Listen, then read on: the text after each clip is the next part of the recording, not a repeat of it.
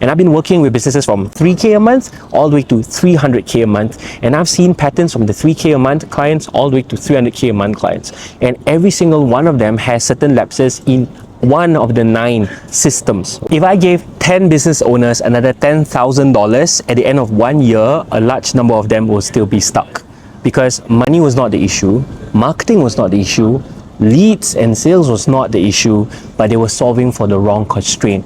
Now, over time, I've seen so many case studies, and if you watch to the end of this video, you'll be able to figure out what's your number one business constraint using our BuyIn Growth Map. I had one client, client A, they thought sales was the issue. So when they market more, they started getting more leads.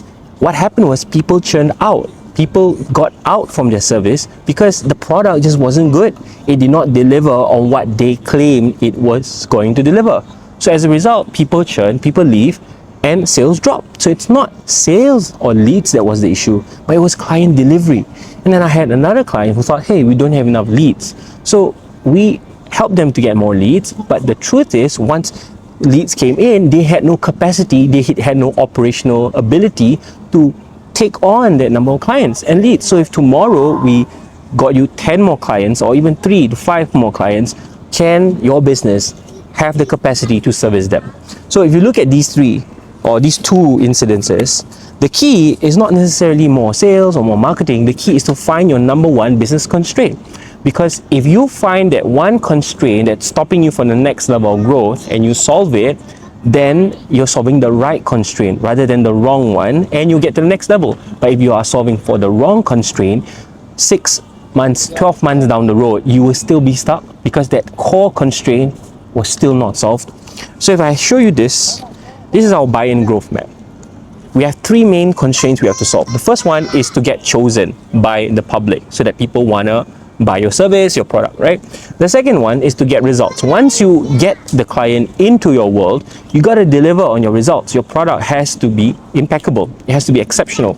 And then you get to the next stage, you have to grow beyond yourself. If you're the only founder, you're the only salesperson running the whole ship, then you're going to be capped. You're going to have a bottleneck. And if you don't grow beyond yourself, you can't scale. So these are the 3 core problems. Now, what are the solutions to these 3 core problems? The first one is to work on your trust. The way to get chosen is not more sales. The way to get chosen is to work on trust. Because if people trust you, then they give you money. If they don't trust you, they won't give you money. In a sea of sameness, where everybody is doing what you're doing, you got to learn how to generate trust. Right? And I'm going to show you later on how we work on it for our BuyIn Accelerator clients.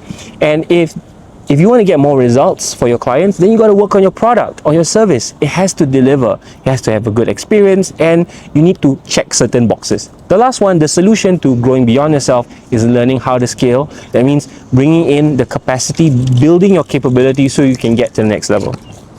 So let's work on it one by one. The first one, the problem of getting chosen, right? So you have to learn how to generate trust. When we work on 3 main areas, 3 systems for this. Total, there are about 9 systems, right?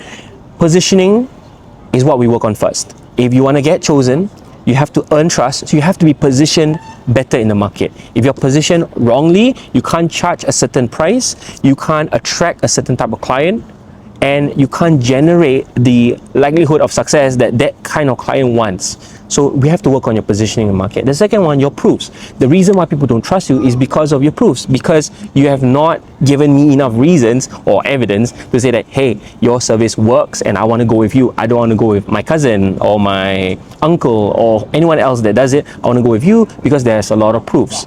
And then the third one is demand. How do you create a demand generation machine such that you demonstrate expertise, especially with those of you who are in service businesses? People need to see you demonstrating your expertise so that I know that if I were to buy from you or I get you as my service provider, you are somebody that's an expert. So you got to demonstrate it. So, but you got to do it consistently through an engine, a demand generation. So here are the 3 systems we work on for that. For the next one, on getting people results, you got to work on your product, right? So the 3 systems would be work on our offer and our methodology. What is your methodology of getting clients results? Are you showing or are you telling your prospects that so that they know this is how you get them the result? The second one, we work on your client delivery. Do you deliver to clients an experience where they get the result? Have you mapped out your journey map? Have you looked at your touch points so that you can wow them and you can get them the result that they want? The last part is your experience. Everybody claims that their client experience and servicing is amazing, but how do you truly improve it? If I were to ask you, how do you improve your client experience? Can you objectively tell me that you have a map, you have a way to improve it and get it to the next level? So that's what we look at. And then of course, the last part, growing beyond yourself. So the solution is to scale. So how do we look at it? First, we will look at your operations. How do you run your operations on a daily, weekly, monthly, quarterly unit so that you can translate to quarters and years, right? The next one, we look at your leadership. If you are the only person running, you're doing sales, you're doing client servicing, you're doing admin, you're doing financing, you're sending the invoices, then it's hard for you to do the revenue generating activities that get you to the next level. No wonder, right? So that's the thing. So that's a problem, right? And so we look at your leadership and how do you attract that talent, and or how you do start building it such that you're no longer working in the weeds. And there's a way to do it. And then the last one is growth. What does it take to win? What does it take to get to the next level so that you're different from your competitors? How do you build moats around your business?